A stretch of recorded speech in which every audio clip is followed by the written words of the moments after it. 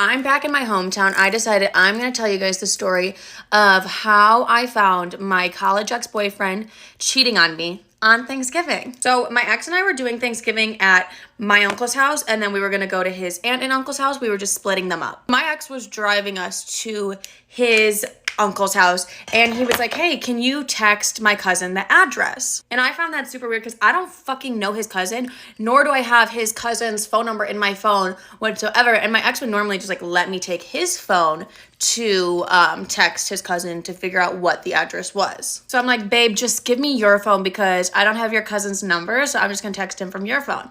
As soon as I say this, I see him swiping to delete a message. I'm like, absolutely fucking not. I grabbed that phone so quickly to see that he was texting another woman. Keep in mind, my ex is driving at this time and he's freaking the fuck out. I'm like, who is this bitch? Who is this bitch? And he's not telling me anything. He's lying to me. And I could just like tell that he was lying to me. So I decide to text her like I'm him. He told me he met her at school, and I text her and I'm like, I love the story of how we met. Can you tell me again? Like pretending to be him. He's like, we met at that charity event. And I look at him, I'm like, really?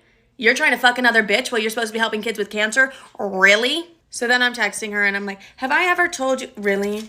I'm like, have I ever told you how beautiful you are? She's like, you tell me I'm beautiful every day. I'm like, really? I tell you you're beautiful every day. Babe, really? Every day? So then I'm like, have I told you that we really need to hang out? And she's like, you've been talking about it for a while that we should really go on a date.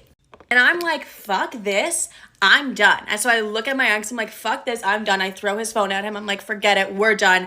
Take me back home. I'm not going to your uncle's house whatsoever. I'm done with you. Like, we're no longer together. This man starts losing his mind, screaming, crying while he's driving. So he's swerving on the highway. And I'm like, fuck, like I'm literally about to die at this point. Like, no, we can't be done. We can't be done. Like bawling his eyes out. Like, you know how they do when they've been caught cheating and they somehow start crying.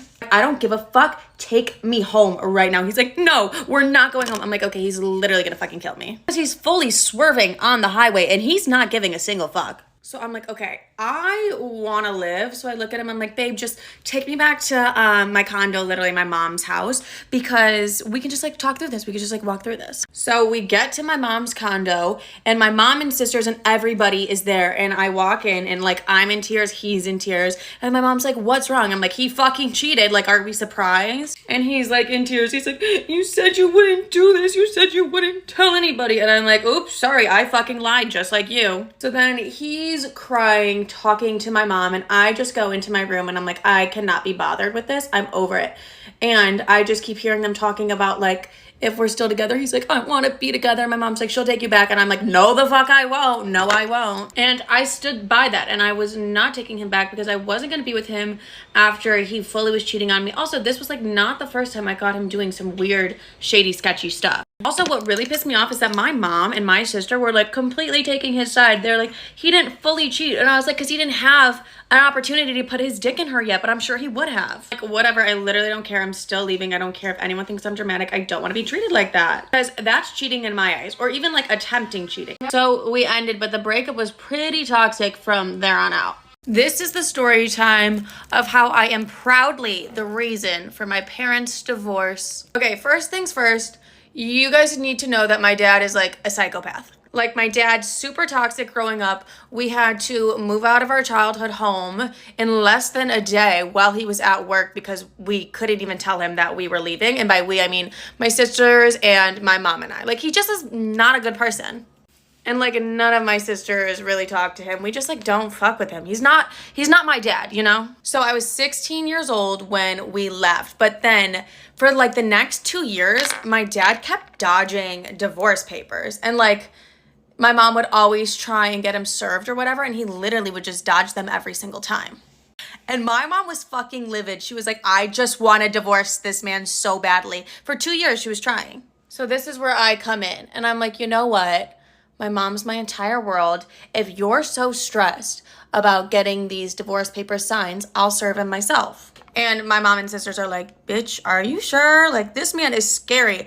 And I'm like, yeah, mom wants a divorce. Mom's gonna get a fucking divorce. And I'm gonna make sure that happens. But was I so beyond terrified? Absolutely. The man is literally scary. So I send my dad a text and I'm like, hey, let's grab dinner. Mind you, I have not talked to this man in like 2 years.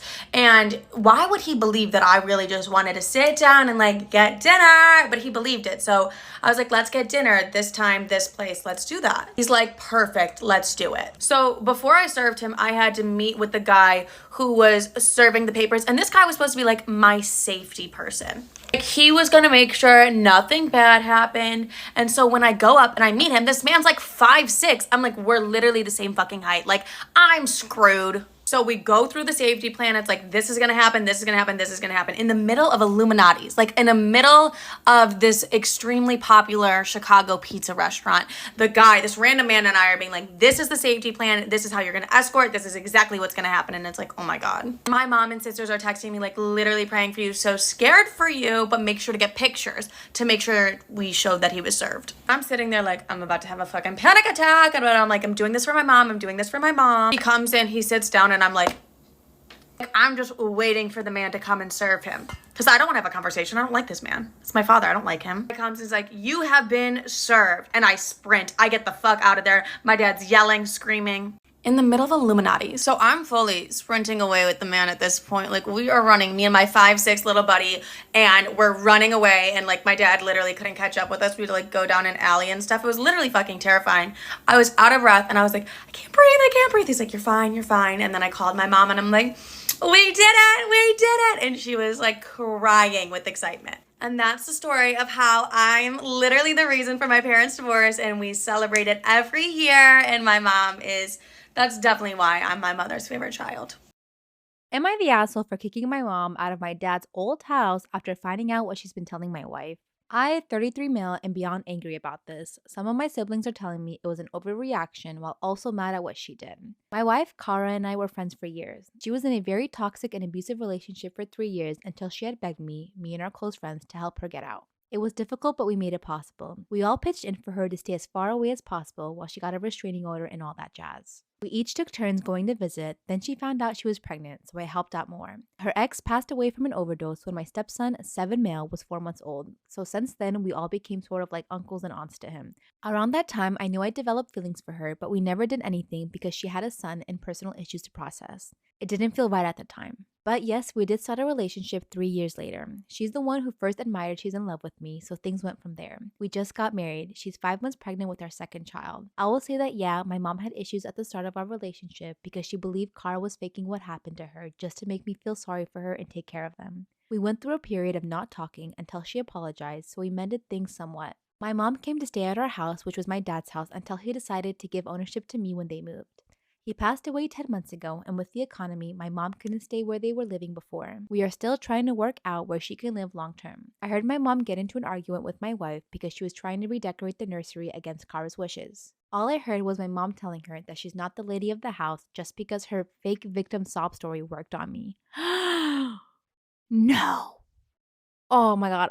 That's all I need to hear. Your mom's definitely the asshole. Why would she say something like that? No offense, mom. You're not the lady of the house either because your man's dead.